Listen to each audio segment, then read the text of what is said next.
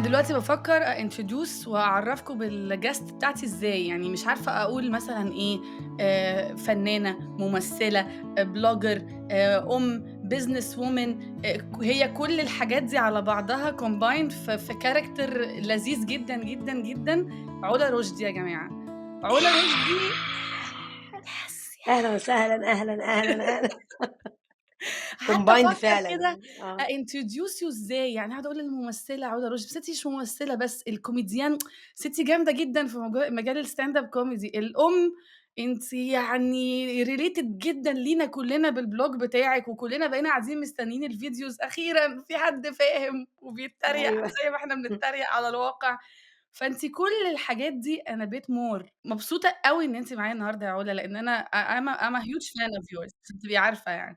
وقُلت لِك أنا I related to you جدًا في وجهة نظر والفيديوهات دي كلّها، لإن أنا ستايل الأمومة عندي almost the same، باتريق كده على كل حاجة والناس تقعد تقول لي: "أنتِ bully أوي مع عيالِك." لأ مش bully يا خالص، هُم لازم لهوي! ينشافوا كده. ده bully جدًا، ده bully بس. احكي لي بقى، احكي لي، أنتِ لمّا بتحبي حد إن هو introduce you، إيه أكتر title في كل الtitles اللي أنتِ عملتيها دي، اللي أنا قُلتها دي، بتrelate ليكِ كده أكتر وبتفرّحِك؟ بُصّي، أنا كل حين وآخر باغيّر الtitle يعني إيه، في أيام باحس إنه أنا الممثلة، أنا ممثلة، أنا أحب أمثّل وأعمل أدوار، دي أكتر حاجة أحبها، فاهمة؟ فاروح إيه، مغيّرة اسمي على حتى اللي هو the actress I'm just an actress I'm just an actress. وبعدين في أيام تانية أحس إنه بس I'm a comedian، أنا باعمل stand up، إيه ده I love being on stage doing stand up comedy، إيه ده، ده أحلى حاجة في الدنيا، ده أنا عاوزة أعمل ده، وهو ده and it's fun. فاروح مزودة على actress comedian يعني slash comedian، أقول هو كده حلو أوي كده looks good and then أرجع وأنا was producer أصلًا، أنا أصلًا كنت producer قبل ما أبقى أمثل، فأنا اشتغلت يعني executive producer إعلانات وdocumentaries فhave the producer in me يعني، فA'm like بس أنا producer بس لأ.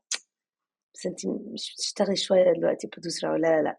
And then I'm like I'm the mother يعني I founded وجهة مَظَر وباعمل حاجات على السوشيال ميديا، فA'm like a social media whatever. وبعدين بقيت عندي business، فA'م دلوقتي an entrepreneur أو يعني ما أعرفش اسمها business إيه. owner. Yeah business like woman.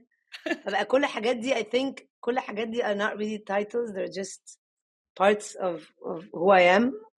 وأنا يعني أنا I am the name هو يعني أنتِ اسمي بالنسبة يعني. لي أيوه الbrand أو الاسم أو الشخص أو الpersona هي علا رُشدي. علا باحب أوي والحتّة دي اللي أنا باحب فيها أوي باحبها أوي فيكِ، هو حتّة إن أنا عادي جدًا إن أنا في كل فصل في حياتي هاكتشف الpassion بتاعي وأكمّل بالchapter اللي فات، يعني عادي أنا النهارده بدأت producer دلوقتي بقيت ممثلة، شوية إمم، اكتشفت حتّة فيّا هاعمل مش عارفة مين. الconcept ده الناس بتخاف منّه، بتخاف إن هو لأ، أنا لازم الbio بتاعي تبقى identified بقية حياتي، ما أغيّرش الtitles، أو لو قُلت title أيوه، يبقى أنا كإنّي 7 صنايع أو تايهة أو مش عارفة مين. صح، from my opinion أنا شايفة إن إحنا عايشين constantly بنكبر وبنتطوّر وبنgrow وبنكتشف حاجات جديدة في حياتنا، وأنا شايفة إن أنتِ عاملة الموضوع ده بطريقة amazingly beautiful، beautiful يعني مبسوطة أوي بكل الchapters دي، حاسة إن في chapter منهم كان نِفْسِك تبدئيه بدري شوية، اللي هو هل حاجة من كل الحاجات اللي إحنا قُلناها دي قُلتِ إيه، أنا إزاي خدني كل الوقت ده إن أنا ما أبدأش أعمل stand up comedy مثلًا أو أبدأ أعمل business مثلًا؟ يعني أنتِ لخّصتِ بجد المراحل اللي أنا مرّيت بيها من غير ما آخُد بالي إن هي زي ما أنتِ بتقولي كده، أو هي ما كانتش بالسهولة دي يعني، اللي هو إيه، أنا حسّيت إنه عادي أنا ممكن لمّا أنضج وأكبر أغيّر من حاجة، لأ it wasn't this easy خالص. وعشان أنا come to a realization إن أنا أصلًا أعمل حاجة غير التمثيل، دي took يعني a lot from my being، إن أنا متعوّدة إن أنا يعني أنا يعني من وأنا في تالتة ابتدائي وأنا عاوزة أمثّل، ومثّلت على مسرح في المدرسة and this was my like، وأنا من جيل اللي هو بتاع you need to do one thing، فاهمة؟ أنا من الجيل بتاع اللي هو أنتِ يا بنتي اطلعي، اتخرّجي، اشتغلي، أنا كمان من الجيل بتاع موظفين، اللي هو الحمد لله أنا نفدت منّه يعني، إمم. بس أنا من الجيل بتاع إن هو بابايا دبلوماسي أصلًا، واللي هو يعني اشتغلي بقى اطلعي، فاهمة؟ في في السلك الدبلوماسي، طلعت دبلوماسيه، اشتغلي في بنك، محاميه، ابويا كان عايز أنا مش يشغلني، اشتغلت في بنك متخيلاكِ خالص في بنك. يوم. اشتغلت يوم، طلعت ونزلت يعني في نفس اليوم. مش طالعه تاني البنك ده ولا حتى هفتح حساب فيه، انا مش طالعه done يعني. أيوه مش فاهمه. متخيلاكِ خالص، مع ورحت احترامنا طبعًا مكتب لكل الناس محاماه اللي شغالة في بنوك، بس مش طبعا. متخيلاكِ في بس بنك انا خالص. وبعدين مثلا رحت اتدربت في مكتب محاماه في بلجيكا، حد صاحب بابايا، اللي هو كنت بطبع ورق، اللي هو بالنسبه لي ده اقصى حاجه اقدر اعملها، ان انا هعمل لكم هبرنت ورق ليكم، بس انا يعني مش فاهمه اي حاجه تانية. فانت بتبقي جاي من حته وبتفتكري انك you define yourself too early in life. انت انا مثلا I define myself as an actress because وكنت برودوسر اصلا، ان انا عاوزك، بس انا عاوزه امثل. ف I felt ان انا لازم اسيب البرودكشن عشان اخش في التمثيل which was not true خالص. ساعتها الناس كمان، الناس اللي حواليكي كله ضغط، ايه ده انت، لا انت مش ممثله، انت برودوسر، مش عايزه تمثلي ليه، انت ايه بيحطوكي في كورنر اللي هو لا انت ركزي في حاجه واحده، انت ايه، انت عايزه تمثلي، انت مش غريبه قوي، انت فاهمه، فبيخلوكي تضيع، بيخلوكي اللي هو لا صح صح صح، فمخك بينارو you get narrowed into انا ممثله، طب ممثله يعني ايه، يعني اعمل مسلسلات وافلام بس. فانت في نارو، انا مخي قعد فتره لو انا ما عملتش مسلسل او فيلم انا I'm lost، انا كده I'm a failure. أنا ما باشتغلش، أنا فاشلة، ما أنا ممثلة، انا لو ما عنديش أدوار يبقى أنا ما فاشلة بقى. بالظبط كده، ما عنديش إمم. ادوار. فمع الوقت بقى جت بعد ايه يعني من 3 دقايق الكلام اللي انا بقوله لك ده اكتشفته، اللي هو طب انا I have so much energy in me and I have so many talent. I love to do so many things. عاوزه اعمل حاجات كتير، انا مش عاوزه امثل بس، عاوزه امثل بس لو ما جاليش دور حلو فانا مش موظفه.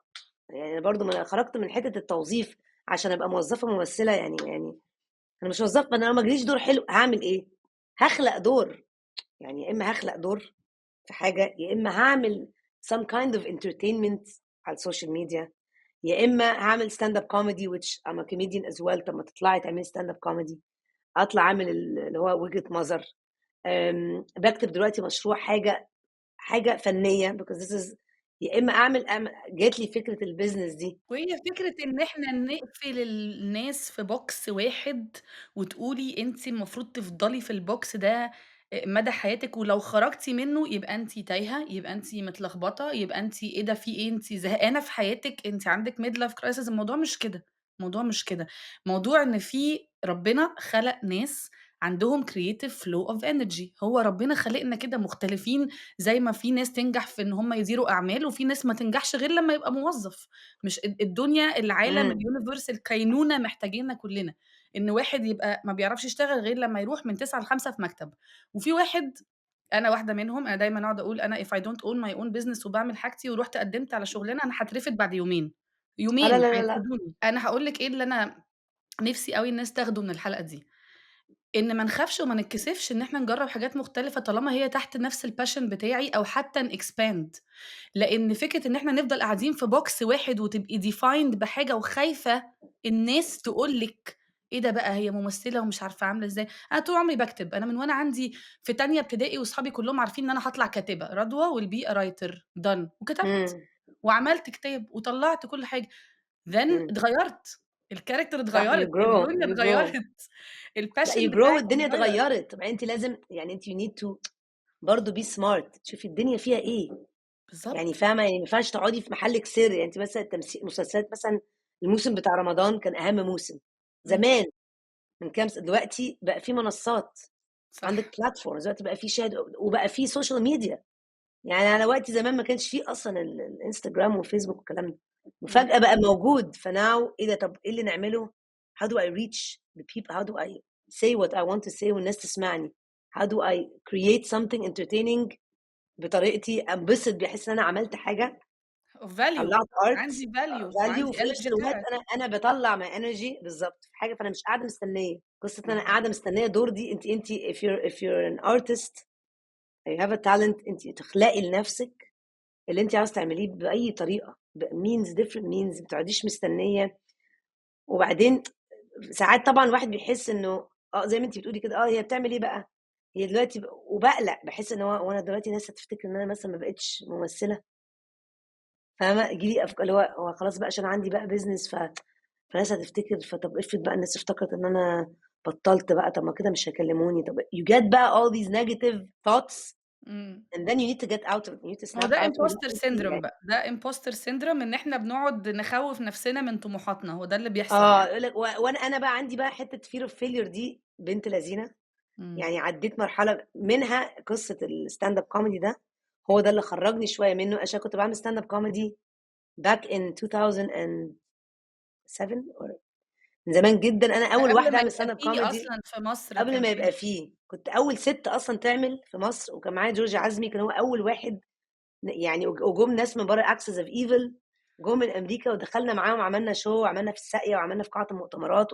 it was the first time anyone's ever وأنا ما كنتش فاهمة أنا باعمل إيه أصلًا ورعب بقى، أطلع on stage أكني يعني close to death قلبي هيُقف خلاص، فأنا بعد باقول لِك 15 سَنة إمم. قررت جالي كده I was like أنا عندي fear of الstand up بطريقة كذا حد كلمني بقى بدأت بقى عملت مع كذا حد عملت hosting ليهم وبعدين قُلت أنا هارجع، بس هي حاجة مخيفة، هي إن أنتِ واقفة جدًا، لوحدِك على يعني أنتِ مش مثلًا في مسرحية فأنتِ مش جزء من بقية مسرحية الناس ومعاكِ ومش حاجة ممثلين لأ، ومش تانيين، حد كاتب، ما عندكيش مثلًا سيناريو، أنتِ أنتِ مش كاتبة واقفة script وبعدين نجاحِك مبني على reactions اللي قدّامِك.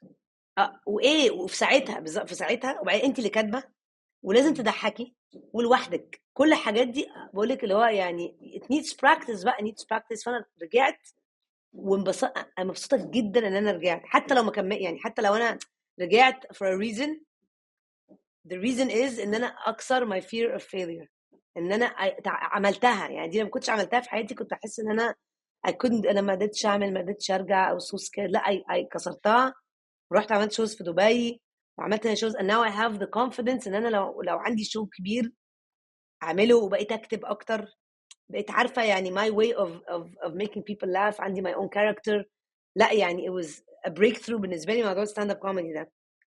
وبعدين ساعات كتير بييجي لي فكرة اللي هو يا علا طب ما ركّزي في حاجة واحدة، ركّزي في حاجة واحدة عشان تنجحي، يعني أنتِ كده أنتِ عمّالة يعني ما هو طب ما يمكن عشان كده you know rules التمثيل مثلًا كنتِ عاوزة أدوار مختلفة يعني you keep مُخِّك and then وصلت لconclusion لسه حد قايلها لي من قريب، مش conclusion بس يعني حد قال لي: "It's okay إنِّك تعملي حاجات كتير في حياتِك."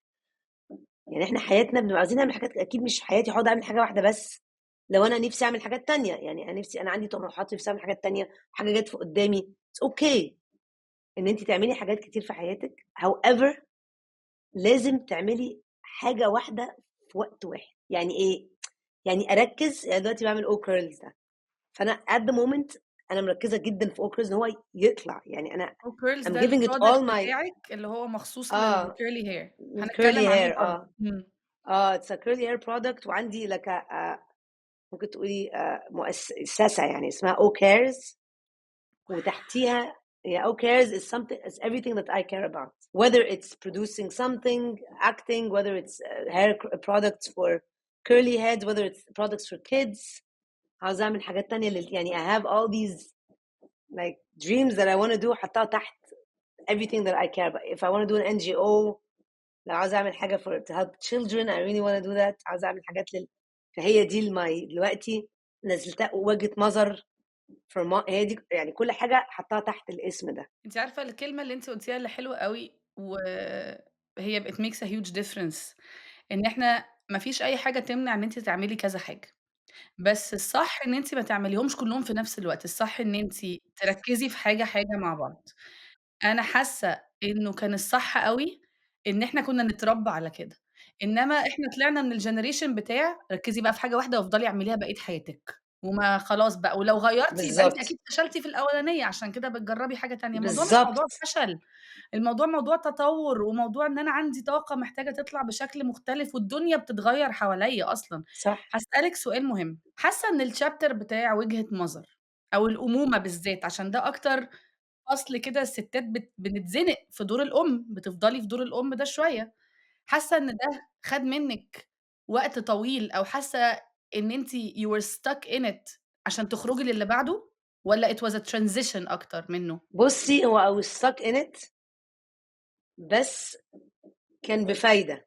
يعني أنا كنت شايفاه إن هو حاجة I got in it وعملت الفيديوهات بتاعة وجهة نظر، وفجأة لقيت نفسي محصورة فيه فعلًا، والناس حصرتني فيه، وكان بييجي لي أي حاجة ليها دعوة بالأمومة، وأول ما الناس تشوفني "ولادِك عاملين إيه؟ هُم فين؟" هُم فين إيه في البيت؟ هُم يعني لازقين فيّا، يعني واحد ماسك هنا أي حتة بقى، فين؟ أنتِ رجعتِ بقى تمثلي والّا أنتِ قاعدة بقى مع الولاد بقى بتربي؟ اللي هو فاهمة، حسيت اللي هو يا جماعة لأ عادي يعني الولاد موجودين، بس أنا باشتغل أنا بانزل وأروح باشتغل، عادي مش لازم عشان أنا فبقيت اللي هو بقى بابين إن أنا مهتمة، وأنا فعلًا مهتمة بيهم، وفعلًا مدياهم وقتي، وفعلًا دي حاجة مهمة في حياتي جدًا، حياتي بس مش أنا بتدور مش حواليهم بس يعني. أنا I'm not a stay at home mom، أنا باشتغل، وأنا طول عمري باشتغل وباحب شغلي، أنا ambitious وعندي حاجات، لكن في نفس الوقت دي رجعتني، يعني خدت مني، لكن قبل ما أعملها كنت أنا فعلًا بقى لمّا خلّفت فاهمة، قعدت في البيت كده 6 شهور أو سنة، فالناس افتكرت إن أنا خلاص بقى أنتِ قاعدة بتغسلي وتنضّفي وتطبخي قاعدة في البيت بقى بقى، بالضبط كده، هُم افتكروا تعملي بقى كده الhomework. لحد ما عملت وجهة نظر، فit was a two edged weapon، يعني هو منه إن هو ظهرني I was back into the scene، وفي نفس الوقت حصرني في حتة فيعني I can't say it was bad، بس it was whatever it was. لأ it's not bad، بس أنتِ عارفة أنا اللي باحس إن هو unfair لينا كستات، هو إن أنا باحس إن إحنا إحنا أمهات جامدين، أنا شايفة إن إحنا أمهات كويسين، كل واحدة فينا بتحاول أقصى ما في وسعها، شوفي ولادِك سنّهم إيه، أنتِ عايشة فين، كلّه بيحاول إن هو يبقى أحسن version of الأم لولاده، ما فيش مقياس نجاح أو فشل في الموضوع ده، بس باحس إن ده أكتر chapter unfair للستات، إن أنتِ once ما بقيتِ أم، خلاص بقى أنتِ أم فُلان، يعني انتهت كده، طَب أنا فين؟ أنا بقى فين؟ يعني ما هو أنا قبل ما أبقى أم كنت بنت وأخت وصاحبة وصديقة، وبعدين بقيت زوجة، وبعد كده بقيت أم، طب ما هو أنا لسه في حاجات كتيرة في حياتي، لمّا باجي أفكّر فيها as a matter of fact أنا مش عايزة ولادي يطلعوا يشوفوني إن أنا ما عملتش حاجة في حياتي غيرهم، لمّا ولادي دول يمشوا من البيت ويروحوا يتجوزوا، يبقى أنا بقى حياتي هتقعدي ضاعت، أنتِ بقى تعملي إيه بقى؟ بالضبط. يا أقعد بقى إيه وأقعد بقى أعمل أقول إيه ده أنا عملت لكم وسويت لكم، ده أنا ده جزاتي وده أنتم فين ما جزاتِك بتسألوش إيه عليَّ وآخرتِك ليه؟ إيه، بالضبط، أنتم بقى فين، أنا عاوزة فين حد ييجي يقعد جزاتِك معايا، وآخرتِك؟ وأنا حاسة بالوحدة، قاعدة بقى بين 4 حيطان إيه وبتاع إيه. قومي اخرجي انزلي، إحنا خلاص إحنا من الجيل اللي تحرّر من آه، الفكر ده يعني. آه. أنا ولادي لمّا بيقولوا لي هنمشي، إحنا we move out على قد ما هي طبعًا أنا باقولها كده وأنا جامدة ويالّا اتكلوا على الله وسيبوني وبتاع، بس لأ أنا مش هاكدب عليكِ اللي هو إيه، أيوه يا حبايبي امشوا بقى، انطلقوا شوية، يعني أنا نِفْسي أنا وجوزي نكتشف نَفْسنا من غيركم شوية، يعني من غير ما نبقى parent. كل أمّا أفكّر في الفكرة دي أقول لأ، يعني let's enjoy الوقت اللي هُم موجودين معانا فيه، وعاوزة على قد ما أقدر، هُم بيقعدوا يقولوا لي: "أنتِ اقعدي معانا، أنتِ مش معانا، أنتِ بتشتغلي." قُلت لهم: "مش معاكم إيه ده أنا سفّيت يعني ده أنا ما أنا مش معاكم، ده أنا قاعدة 24 ساعة يعني أنا قاعدة معاهم، يعني قاعدة معاهم، يعني كل الحاجات المهمة بابقى موجودة، سواء في المدرسة، سواء في التمارين، سواء في البيت I'm there in all the يعني the major events والsmall events." فباحس إنه لمّا بيقولوا كده بابقى عاوزة أقول لأ، طب خلّيني برضه أبقى معاهم أكتر، علشان one day زمان كنت باقعد أقول إيه ده بس أنا هاكبر، هُم بقى عقبال ما بقى يكبروا هاكون أنا كبرت بقى وخلاص، ما ده أنا and then I feel like لأ I'm still it's okay، it's okay اعملي دلوقتي it's okay، يعني أنا مثلًا لو عملت دلوقتي O curls it's okay، ممكن بعد O curls ده عادي جدًا ترجعي تعملي project في تمثيل it's not the end of the يعني it's not ساعات end الواحد of the بيفتكر world إنه إيه، أنا خرجت، دي نعمة إن الواحد عنده أنا خرجت متعدد من البتاعة. أيوه، إن أنا باقول لك دي نعمة إن الواحد متعدد المواهب، يعني إن أنا عندي كذا حاجة عايزة أعملها وكذا passion عايزة أعمله دي نعمة، خلّيني أكتشف كل passion وأوقّف دي وأبدأ دي وأجرّب دي وأرجع لدي، إيه المشكلة؟ وحاسة كمان إن ربنا يعني حاسس بيّا جدًا، والفترة بتاعة الولاد الصغيرين دول كنت معاهم، يعني فاهمة، بجد يعني كل مثلًا أمّا أشوف مثلًا مشروع مثلًا فيه تمثيل بعيد أو فاهمة، أو وقت كتير، ألاقي إنه إيه ده الحمد لله إن أنا إيه ده أنا مش عاوزة أبقى في العمل ده أصلًا، أنا ليه أبقى الوقت ده وهُم لمّا كانوا صغيرين أقول سبحان الله ربنا كان الفترة دي ما كانش عندي حاجات فاهمة، كان عندي مثلًا حاجة، ولمّا كان بيبقى عندي حاجة أحمد كان بيبقى في البيت هو صُدفة. بقى ربنا بيضبطها إن هُم ولو ما أول يبقوش ما أنا موجودين. يبقى أول ما يبقى عنده هو، أبقى أنا لأ، مواعيد تصويري غيره. أنتِ برضه عندِك challenge إن أنتِ جوزِك ممثل، فأنتم برضه أنتِ مُدركة هذه الحياة، ومُدركة وبعدين أحمد بقى فضل يمثل في الفترة اللي أنتِ قعدتِ فيها، وركزتِ فيها في حاجات تانية، وبدأتِ ventures جديدة، هو فضل يمثل، حصل ما بينكم مقارنة at any point؟ يعني هل الناس بدأت تقارن كده وتقول إيه ده طب ما هو بيمثل وبيجيب أدوار وأنتِ ما بتمثليش، حصل ما بينكم أي حاجة لأ، من لأ، ما دول؟ حصلش ده، بس الناس بدأت يعني الناس بدأت اللي هو إيه، بعد ما كان أنا منفردة بذاتي، بقيت فاهمة مش منفردة، اللي هو بقى آدم داوود حرمه دي بقى فاهمة، ما ينفعش الناس تقول أنتِ بقى أكيد بقى أنتم بقى بتتخانقوا بقى عشان أنتِ بقى هو بييجي له حاجات هو هياخد دور مني؟ يعني هل هو كراجل يعني هل مثلًا جالي إحنا الاتنين نفس الأدوار وهو مثلًا خد الدور وأنا لأ؟ هو راجل وأنا هو عمره ما هييجي لي الأدوار بتاعته ولا فعمرها ما دي لأ، اللي هو أنتِ مثلًا اللي هو عمري بالعكس. ما He's شُفناكيش في very ولاد رزق supportive. ليه يا علا؟ اللي هو بالضبط، يعني اللي هو أنا لأ، اللي هو I was never بالعكس I was always supportive، اللي هو مبسوطة أوي إن هو بيشتغل، إنه يعني ما ده إن حد طبيعي فينا فاهمة هو طبعًا. بيشتغل وإنه بيشتغل يعني بييجي له حاجات وإن أنا بييجي لي حاجات في وقت وحسيت إنه هو ربنا بيرزق في الوقت الصح. يعني أنا ما هو حسيتش إن في بيتنسي. مثلًا دور كان نفسي أعمله وفاتني. لأ، هو بيتنسي إن أنا عشان أنا أبقى بادعم جوزي أو جوزي بيدعمني، ده مش معناه إن أنا أنسى كياني كشخص ولا هو ينسى كيانه كشخص. بس برضه it's okay، حاسة دلوقتي أنا زمان، أنا باقول الكلام ده كان زمان. دلوقتي مش حاسة هتفرق معايا أوي الألقاب، يعني مش فارقة معايا أوي because I know who I am. يعني أنا دلوقتي باقول لِك نرجع بقى للpurpose بتاعي في الحياة، وحاسة إن أنا يعني عندي ثقة أكتر من زمان، أكتر من فترة أنا كنت اللي هو إيه، أنا ولاد صغيرين هياخدوني من الشغل، ليه؟ أنا مش عارفة يعني فاهمة، كان في دايمًا كده إيه صراع بقى داخلي بقى، اللي هو يعني إيه؟ وبعدين حاسة إنه لأ، يعني دلوقتي حاسة إنه لأ، يعني ربنا بيجيب لي الحاجة الصح في الوقت الصح، وهيجيب لي what's meant to be ليّا، هييجي لي. أنا محتاجة أسعى، بس محتاجة أسعى ومحتاجة focus على أنا عاوزة إيه، ولو أنا فعلًا عاوزة الحاجة دي هتيجي لي في الوقت الصح بقى which may not be دلوقتي، يعني دلوقتي هو الوقت الصح اللي أنا باعمله دلوقتي ده. لمّا بترجعي وأنا سامعاها جدًا في تونِك، يعني أنتِ لو أنا كنت مثلًا عملت الinterview ده معاكِ مثلًا let's say 5، 6 سنين، حاسة إن الenergy كانت هتبقى مختلفة تمامًا. تمامًا، يعني حاسة تمامًا، لأ، أنا يعني دلوقتي I grew، I matured، أنا هديت، أنا excited أكتر، أنا عندي energy أكتر، بس energy بقى راسية كده، اللي هو أنا هاعمل ده، وبعد ما أخلّص ده هاعمل ده، فده إحساس لذيذ. أنا هاركّز على حاجتين، هو الbusiness project ده occurs وproject شغّالة عليه إن شاء الله لرمضانٍ ما يعني، حاجة لذيذة كده for family، حاجة مشروع لذيذ كده. أنا هاركّز على الحاجتين دول، هاgive it all I have، وأي حاجة جات تانية يبقى تيجي من برّه. يعني باعمل دلوقتي season جديد لوجهة نظر، المفروض for preteen وteen بقى، يعني ده مركّز على ده بقى السنين بقى، إيه؟ سنين السنين. ده بقى اوعى بقى آن إيه، أوانه، البَط اللي من فوق لتحت والإف rolling eyes لا، لا، والattitude لا، لأ، كلّه بقى هيبقى معانا. ورزع أبواب، واللي هو يعني أنتِ رجعتِ مصر إمتى أو اتربيتِ في أمريكا لحد قد إيه؟ يعني بُص، أنا أمريكا دي بابايا كان دبلوماسي، فأنا عِشت في بلاد متعددة، أولهم كانت سويسرا، بعد ما اتولدت على طول عِشت 5 سنين هناك، وبعدين رجعت مصر سنتين، وبعدين رُحت نيويورك 4 سنين، أحلى سنين حياتي، مع إنها كانت هو ده اللي بدأت تمثيل فيها. أنتِ متربية بطريقة، وبعدين عيال بيتعاملوا معاكِ بطريقة تانية، وأنتِ عاوزة تبقي يعني in بقى cool، بس you're not عشان أنتِ مش زيهم خالص.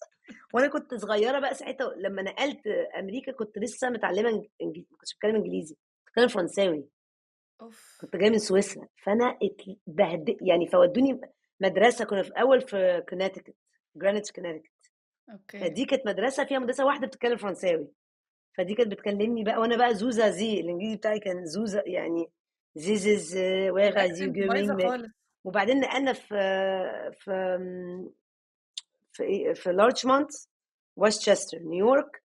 دي بقى المدرسة باقول لِك، فطلع الإنجليزي بتاعي كنت بقى كده بقى، فالعيال بقت تريقة على شكلي، على شعري، على لوني، ما أنتِ بقى أنتِ لونِك بُني، على شعرِك أنا جاية منين، مكركت، على كُلّه. جاية منين. هُم طبعًا ما عندهمش فكرة مصر دي فين أصلًا، ده هو بالنسبة جمل لهم وأهرامات.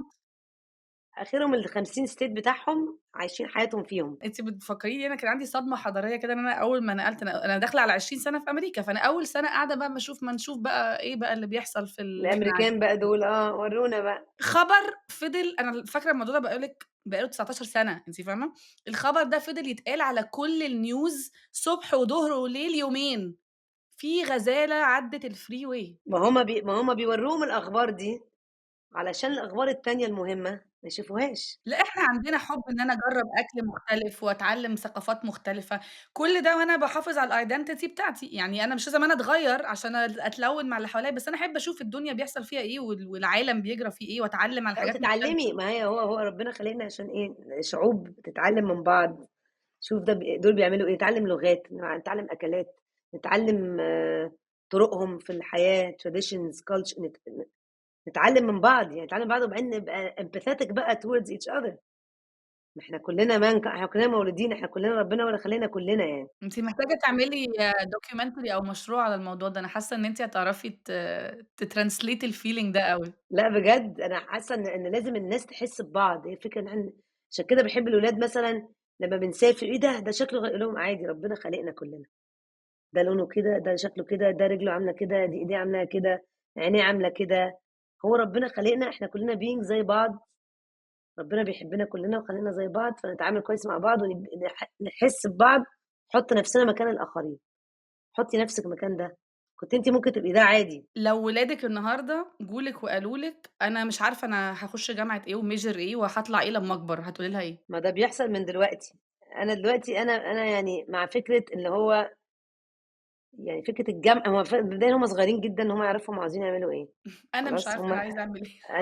أنا نفسي باقول لِك أنا اكتشفت والحمد لله إن أنا يعني أنا اكتشفت من وأنا في تالتة ابتدائي ومع ذلك ما درستش تمثيل، أحب أقول لِك، عشان خاطر بقى الأهل يعني مع ذلك مع إن أنا كنت عاوزة أدرس تمثيل، ما كنتش عارفة يعني إيه أصلًا دراسة تمثيل، ما حدش يعني ما كانش في بقى الكلام ده. أنا ضد فكرة إن الواحد يروح يدرس في جامعة وخلاص عشان اسمه جامعي، يعني يالّا ندرس business دي، يالّا ندرس marketing، يالّا mass comm الكلام بقى اللي هو يعني أنتِ عاوزة تعملي إيه؟ يعني أنا شايفة إنه طبعًا لو عرفنا ولادنا عاوزين يعملوا إيه وهُم صغيرين، إحنا نركّز إن إحنا نوجّههم، مش لازم يبقوا عايزين يعملوا حاجة واحدة، بس ممكن بُص يعني أنتِ عارفة إن ابنِك مثلًا فنان، بيحب أو بيحب الرسم، الأرقام أو بيحب بيحب الscience أو كده هو يعني. بيحب الحتّة دي، هو بيحب مثلًا يصوّر وحاجات، هو مهندس، مُخّه هندسي، فأنا أوجّهه، أقول له يا ابني يا إمّا أنت تدرس ده، يا إمّا ده، يا إمّا ده، يعني ادرس حاجة أنت بتحبها towards it. بالضبط، أصل أنا حاسة إن هو بقى كان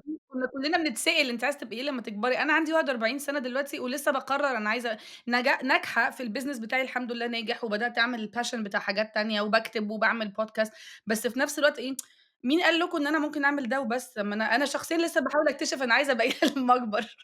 أنا أحب مثلًا أنا مثلًا اللي ما عملتوش وأنا صغيرة، إن أنا مثلًا كان نِفْسي بعد الhigh school مثلًا آخُد year off، أسافر، كان نِفْسي آخُد سَنة كده من غير شُغل. أنا اشتغلت وأنا عندي 19 سَنة، اتخرّجت اشتغلت في advertising agency عشان ما كنتش عارفة أمثّل فين والّا إزاي كنت برّه أصلًا في high school وجامعة برّه، فرجعت من الجامعة ودرست business عشان ده اللي كان موجود، ولأ ادرسي بس خُدي الشهادة وبعدين شوفي عاوزة تعملي إيه، عَجَلة، تَك، تَك، ومن عَجَلة، ساعتها وأنا باجري. من جري ساعتها بس. وأنا باجري، يعني دلوقتي باحاول أعمل pauses بقى، أسافر، باحب السفر جدًا، جدًا، باحب أعمل يوجا وباحب أطلع meditation وأشوف بلاد ما شُفتهاش قبل كده. يعني travelling is my passion، يعني عاوزة إن شاء الله يعني لمّا أطلع على المعاش ما فيش معاش أصلًا، لمّا يعني عيالي يكبروا أحب إن أنا يعني آخد شنطة على ضهري backpacking وأختفي. through Europe. through بقى مش Europe، through بقى البلاد اللي ما شُفتهاش قبل كده، يعني فاهمة South America بقى، Asia، عاوزة أروح يعني عايزة فاهمة، كان نِفْسي أعمل كده وأنا صغيرة، كان نِفْسي إمم. آخُد سَنة، يعني نِفْسي العيال دي يسافروا، أنا نِفْسي مبدئيًا يسافروا، يعني الجامعة يسافروا برّه، يشوفوا الدنيا عاملة إزاي، يبقوا مسؤولين responsible، يعيشوا لوحدهم. هي بقى يعيشوا لوحدهم دي بالنسبة لي مهمة جدًا، أنا لو اتسألت نِفْسِك تعملي إيه يا رضوى أو لو رجع بيكِ الوقت كان إيه الحاجة؟ أنا كان نفسي أعيش لوحدي شوية، ما كانش الconcept بتاع أهلي يسمح بحاجة زي كده، كان أنا as a matter of fact أنا أبويا إيه، لمّا كنت أنا على طول باحب أشتغل في الصيف وبتاع، فلمّا جالي مرّة شغل في الغردقة، ما كانش في الجونة بقى ساعتها، فقُلت له: "ده في شغل في شركة مش عارفة إيه وهاروح وفي سكن وبتاع." بَص لي كده اللي هو أنتِ عبيطة والّا إيه؟ مش هتعملي أي حاجة طبعًا. أنا عاوزة إن هُم يعني يعيشوا لوحدهم ليه؟ نمرة 1 يعرفوا نَفْسهم، يعرفوا الحاجات اللي بيحبوها، يقدروا يعيشوا لوحدهم، يقدروا يبقوا independent ما يعتمدوش على حد. يعني ما احبش إن أنا مثلًا ابني يتجوّز عشان واحدة تطبخ له مثلًا، أو يحبوا حد عشان يكمّل لهم، هُم لازم يعرفوا إن هُم كاملين من غير حد، ويعيشوا كاملين، يعني يعيشوا لوحدهم، يعرفوا نَفْسهم، بيحبوا إيه، يطيقوا إيه، ما يطيقوش إيه، أنا مش عاوزاهم يتجوّزوا واحد، هي برضه حتّة الجواز دي ما حدش كان عارف حاجة عنها وهو صغير، يعني إحنا إمم، يعني إمم. ما حدش قال لنا الكلام ده، يعني لازم الكلام ده العيال دلوقتي أنا أعتقد إن هُم واعيين أكتر بكتير مننا، إن هُم يعيشوا يبقوا قادرين إن هُم يبقوا بني آدم كامل لوحده، ويعرفوا يقولوا لأ، يعرفوا يقولوا لأ إمتى، يعرفوا يقولوا إمتى، يعرفوا يوقّفوا عند حد إمتى boundaries، يعرفوا إزاي يطلبوا من جوازهم أو جوازاتهم الحاجات اللي هُم عاوزينها، يعرفوا يبقى في equal rights ما بينهم، فاهمة إن أنتِ إيه ده هو أنا كنت ممكن أعمل كده؟ هو أنا كنت وعي، ما كانش في الوعي ده خالص يعني. إحنا رُحنا therapy عشان نتعلم الحاجات دي، آه. يعني لأ الحاجات دي لأ، ما ما اتقالتش إحنا طبعًا لسه ما اتعلمناهاش، إحنا ما ما دي هي دي لأ طبعًا، أنا عمّالة أهِز في راسي كده أيوه، أيوه preach O curls أنتِ قُلتِ إن أنتِ عملتِ الorganization بتاعة O care O curls دلوقتي بدأتيه خلاص أنتِ خلاص إحنا بقينا معروفين إن أنتِ الidentity بتاعتِك أنا I'm a curly hair وباحب شعري الcurly ومش هاغيّره، فأنتِ أساسًا عملتِ ثورة من غير ما تاخدي بالِك إن بقى التريقة على الشعر الcurly أو الأكرت ده خلاص انتهى، ده بقى يعتبر bullying. ده من زمان، ده من أيام تامر وشوقية وأنا عاملة القصة دي. مع الوقت أنتِ بتتعرّفي على نَفْسِك أكتر، وبتحبّي نَفْسِك أكتر، وبتتألفي مع نَفْسِك أكتر، فأنا أحب أقضّي وقت مع نَفْسي جدًا، وأحب يعني أبقى نَفْسي، يعني أنا مش عاوزة أبقى حد تاني، يعني أنا ما أبقاش مرتاحة وأنا حد تاني، مش بس شعري، لبسي، وشّي، طريقة كلامي، أنا مش عاوزة أتغيّر عشان حد. إمم، أنا مش محتاجة أتغيّر عشان حد، أنا مش هاتغيّر عشان حد يحبّني أو أو حد يشوفني ييجي لي ولا حلوة. حد يروح لي ولا يشوفني حلوة، يعني فكرة all curls إن هو going back to your roots embracing who you are. إحنا أصلًا شعرنا curly إحنا 3/4 المصريين شعرهم curly. لمّا بالاقي بنت شعرها عاملاه فاقول لها إيه ده؟ تقول لي أصل أنا أصلًا شعري curly.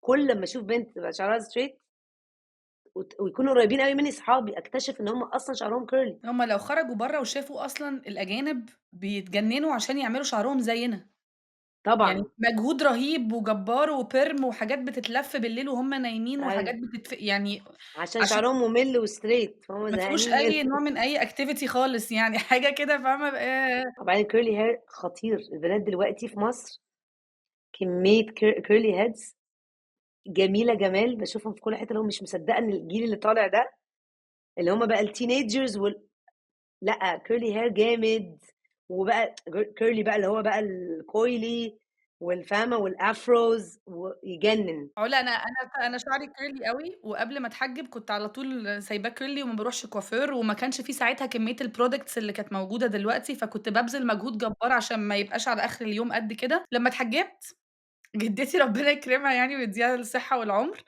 أول ما اتحجبت ورُحت لها أنا بقى داخلة عارفة spiritual جدًا بقى، شابة صغيرة حاسة إن أنا في لحظة محتاجة أشاركها مع عيلتي وربنا هداني وحاجات كده، فداخلة باقول لها باقول لها: "أنا اتحجبت." بتقول لي: "إيه؟"